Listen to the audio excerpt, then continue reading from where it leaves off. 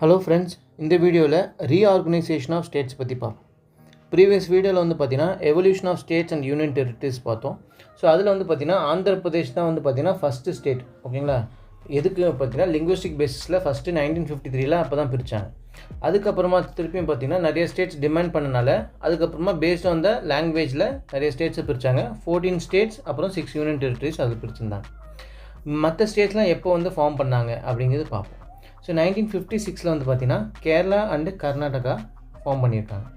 Next 1960 வந்து பார்த்தீங்கன்னா Bombay பிரசிடென்சியில் Gujarat and Maharashtra அப்படி பிரிச்சிருக்காங்க. ஓகேங்களா? ஸோ நெக்ஸ்ட்டு 1963 வந்து பார்த்தீங்கன்னா நாகாலாண்ட். 1966 வந்து பார்த்தீங்கன்னா ஹரியானா வந்து பார்த்தீங்கன்னா பஞ்சாப்லேருந்து எடுத்திருக்காங்க. ஓகேங்களா? ஸோ இதில் தான் சண்டிகர் வந்து பார்த்தீங்கன்னா யூனியன் டெரிட்டரியாக மாறி இருக்கு ஆக்சுவலாக. ஸோ இந்த ஹரியானா பஞ்சாப்க்கு வந்து பார்த்திங்கன்னா காமனாக சண்டிகர் வந்து கேபிட்டலாக யூஸ் பண்ணியிருப்பாங்க. இந்த பர்டிகுலர் இதில் தான் பார்த்திங்கன்னா 2 ஸ்டேட்டுக்கு ஒரு ஹைகோர்ட் வந்து காமனாக வந்து இருக்கும். ஸோ நார்மலாக வந்து பார்த்திங்கன்னா ஒரு ஸ்டேட்டுக்கு ஒரு ஹைகோர்ட் தான்.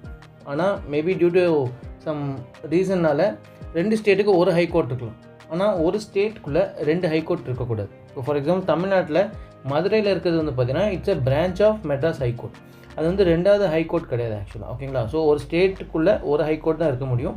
பட் ஆனால் 2 ஸ்டேட்டுக்கு காமனாக வந்து ஒரு ஹைகோர்ட் இருக்கலாம்.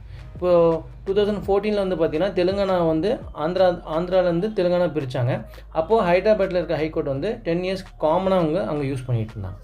ஸோ 1970 வந்து பார்த்திங்கன்னா ஹிமாச்சல் பிரதேஷ், ஓகேங்களா, அந்த ஆக்ட் பாஸ் பண்ணி அதுலேருந்து ஹிமாச்சல் பிரதேஷ்க்கு வந்து பார்த்திங்கன்னா ஃபார்ம் பண்ணியிருக்காங்க.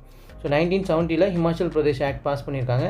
1971 வந்து பார்த்திங்கன்னா ஹிமாச்சல் பிரதேஷ், மணிப்பூர், திரிபுரா அண்ட் மேகாலயா இந்த 4 ஸ்டேட் வந்து பண்ணியிருக்காங்க. ஸோ இது எல்லாமே ஃபேக்சுவல் தான். ஸோ ஜஸ்ட் நம்ம வந்து இதில் புரிஞ்சுக்கிறதுக்குலாம் இல்லை, we have to just remember எந்த இயரில் எந்த பர்டிகுலர் ஸ்டேட்டை வந்து ஃபார்ம் பண்ணாங்க. இது எல்லாமே வந்து பார்த்திங்கன்னா based on the demand of the people, இல்லைனா லிங்குவிஸ்டிக் பேசிஸில் தான் இது பிரிச்சிருக்காங்க. 1974 வந்து பார்த்திங்கன்னா சிக்கிம் வந்து அசோசியேட் ஸ்டேட் ஆஃப் இந்தியன் யூனியனாக மாறுது. அதுக்கப்புறமா 36th கான்ஸ்டியூஷனல் அமெண்ட்மெண்ட் மூலிமா ஃபுல் ஸ்டேட்டாக அதுக்கு கொடுக்குறாங்க. ஸோ 1974 சிக்கிங்கிறது பார்த்திங்கன்னா அசோசியேட் ஸ்டேட் ஆஃப் இந்தியன் யூனியனாக இருக்குது. ஆனால் 36th கான்ஸ்டியூஷனல் அமெண்ட்மெண்ட்டில் தான் அதுக்கு ஃபுல் ஸ்டேட்டஸ் கொடுக்குறாங்க. 1986 வந்து பார்த்திங்கன்னா மிசோரம் அண்ட் அருணாச்சல் பிரதேஷ் ஃபார்ம் பண்ணுறாங்க. 1987 கோவா. 2000 வந்து பார்த்திங்கன்னா சத்தீஸ்கர், அதுக்கப்புறம் உத்தராகண்ட். இந்த சத்தீஸ்கருங்கிறது பார்த்திங்கன்னா எங்கேருந்து பிரிக்கிறாங்கன்னா மத்திய பிரதேஷ்லேருந்து பிரிக்கிறாங்க. உத்தராகண்ட் அப்படிங்கிறது உத்தரப்பிரதேஷ் அப்படிங்கிறது பிரிக்கிறாங்க. அப்புறம் ஜார்க்கண்ட் வந்து பார்த்திங்கன்னா பீகார்லேருந்து பிரிக்கிறாங்க. ஒரு பர்டிகுலர் ஸ்டேட்லேருந்து ஏன் இதெல்லாம் 2002 பிரிக்கிறாங்கன்னா டியூ டு அட்மினிஸ்ட்ரேட்டிவ் ரீசன்னால.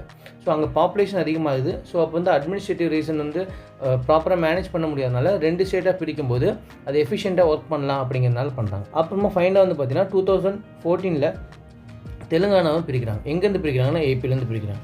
ஸோ நம்ம இந்த வீடியோவில் ஸ்டார்டிங்கில் லிங்குவிஸ்டிக் பேசிஸில் ஃபஸ்ட்டு ஏபியை தான் லிங்குவிஸ்டிக் பேஸில் பிரிச்சிருப்பாங்க.